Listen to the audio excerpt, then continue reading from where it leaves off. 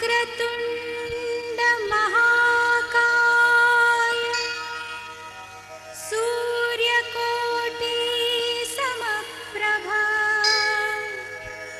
निर्विघ्नं कुरु मे देव सर्वकार्येषु सर्वदा।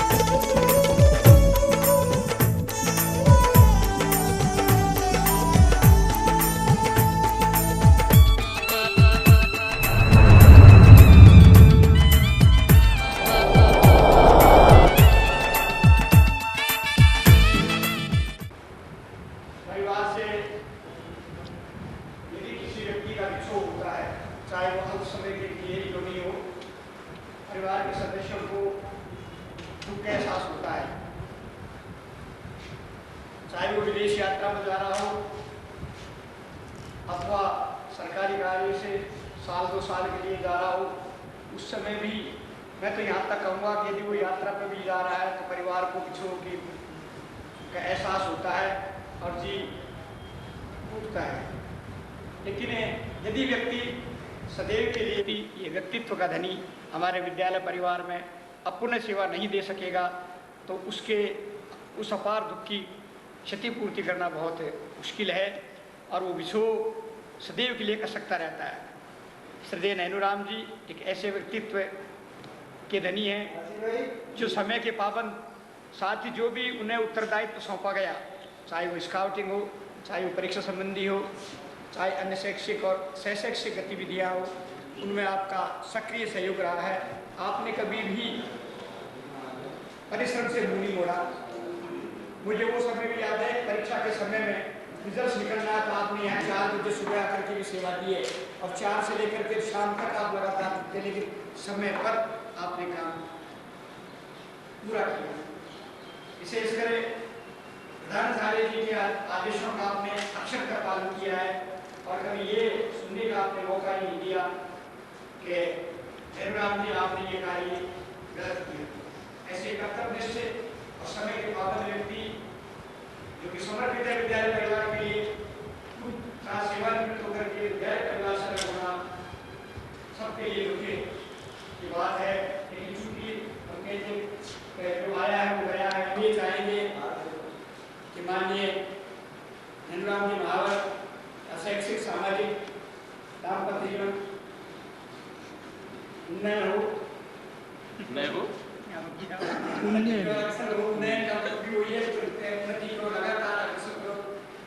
समृद्धशाली व्यवसायी मंगल की कामनाओं के साथ अब मैं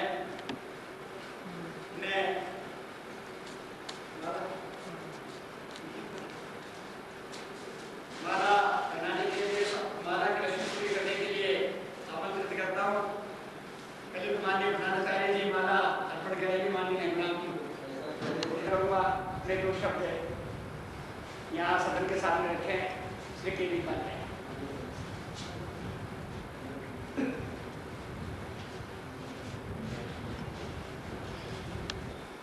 साथ ही इस विद्यालय से रिटायरमेंट लेकर के कुछ समय से हमसे दूर रहने वाले आज श्रीयुक्त ठाकुर साहब भी हमारे बीच विराजमान हैं। ये भी मुझे बड़ा आनंददायी लगा। कम से कम वृद्धों की विदाई में कुछ उसी टाइप के लोग हों तो थोड़ा राह हल्की हो जाती है। और आपका आगमन बड़ा प्यारा लगा मुझे। कितना ही काम हो और कितना ही भारी काम हो, उसकी कठिनाइयों का अनुभव तक न करते हुए बढ़ जाना, यह अगर सीखना है तो निश्चित रूप से जीवन इंसान नैनूराम जी से सीख सकते हैं। एक बार कुछ इसी तरह की बातचीत हमारे इनके बीच हो रही थी। उस समय नगर पालिका के चुनाव चल रहे थे। मैंने इनको कोई सुझाव दिया, दूसरे दिन तो ये पूरी तरह तैयार मिले और लड़ बैठे। और यहाँ तक कि भूतपूर्व एमएलए साहब को भी नानी तो याद ही दिला दी अगले दिन। कुछ भी हो, ये तो कहना ही पड़ेगा कि आप में अदम्य साहस है, धैर्य से संघर्ष करने की क्षमता है। जहाँ तक मेरा मानना है जीवन बहुमुखी, इसे काम नहीं करना बिल्कुल भी गलत। बुढ़ापा आता है आगे, लेकिन उस बुढ़ापे को याद करके अभी से रोना शुरू कर दिया जाए, बिल्कुल भी गलत होगा। कुछ लोगों को रिटायरमेंट की बात में देखता हूँ बहुत खुशी हो जाती है। मैं नहीं समझ पाता खुशी होने का क्या कारण है। सब कुछ हमारी ही मर्जी से हो ऐसा तो बिल्कुल नहीं संभव। हर एक स्वतंत्र रूप से पैदा हुआ है, उसे अपने हिसाब से जीने दीजिए, आप अपने हिसाब से जिए। तो हम क्या करता है परिवार में, कभी हम उसकी शिकायत करते हैं, कभी उसकी शिकायत करते हैं, कभी उसको लेकर दुखी होते हैं। मेरा मानना है भाई खुला मैदान है, कबड्डी खेल ले, जितना दौड़ना है दौड़ ले। मैं तो अपनी ही देश चलूंगा, तेरे कहने से मैं आगे दुख करने वाला नहीं। मैं तो अपनी, हम माँ बाप हैं, इसका ये अर्थ तो नहीं है कि सब पर पूरी तरह पाबंदी लगा दें या हम कहते हैं हमारी इच्छाओं के अनुसार किसी दूसरी तरह से तुम जियो ही मत। बिल्कुल अप्रिय बात। प्रसन्न के चाहे जैसे जीना चाहता है वैसे जी है। भाई नैनूराम जी के जहाँ तक सद्गुणों के कार्य की प्रशंसा है, मैं समझता हूँ उनके कार्य को और उससे लंबी रेखा खींच पाना भी संभव नहीं होगा कि संपूर्ण कार्य अकेले ही संपादित कर दे। यह अपने आप में बहुत बड़ा श्रेष्ठ सुंदर सद्गुण है, जिसकी उपलब्धि तो श्री नैनूराम जी को हुई ही है। आप व्यवहार कुशल भी हैं, कुछ भी कह दिया जाए हंसते हुए ही जीना चाहते हैं, कभी बुरा नहीं मानते। लेकिन मुझ जैसे लोग तो अक्सर आपको छेड़ा करते थे। मैं करबद्ध आपसे प्रार्थना करता हूँ कि हम में से किसी खिले हुए फूल की तरह दोनों मिलने पर हंसें। इसको बनाए रखने के लिए हमारी बातों को भूलिए। मैं यही करबद्ध निवेदन के साथ अपनी वाणी को विराम देता हूँ। जय श्री राम। हमारे सामने वर्णन किया, वास्तव में उसमें कोई अतिशयोक्ति नहीं है। आप उन गुणों के हकदार भी हैं। आपने स्वतंत्रता के प्रति इन्हें आगाह भी किया कि हम यदि घर के स्वामी हैं तो हम किसी के ऊपर अपना कुछ लागू नहीं रखें। साथ ही सेवानिवृत्ति के पश्चात निराश होने की आवश्यकता नहीं है, ये भी अपने विचारों में माननीय उपाध्याय ने बताया। अब मैं हमारे कार्य के प्रभारी सचिव श्री विष्णुदास जी से निवेदन करूँगा और भी